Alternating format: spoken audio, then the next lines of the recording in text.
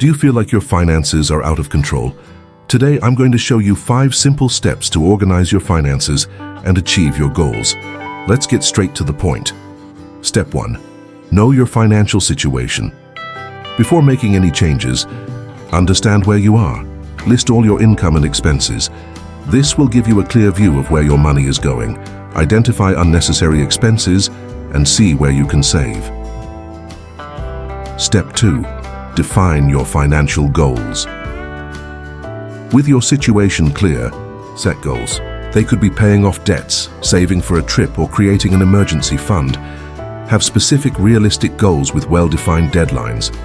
This will give you the motivation to move forward. Step 3. Create a budget. Now it's time to plan. Divide your budget in a practical way, like the 50-30-20 rule. 50% for needs, 30% for wants, and 20% for savings or investments. A well-structured budget helps you balance what you need and what you want without compromising your future. Step 4. Eliminate debt. If debts are a problem, focus on paying them off. Prioritize those with the highest interest rates, such as credit cards. Create a payment plan and maintain discipline. Each debt eliminated is one more step towards financial freedom. Step 5. Invest in your future.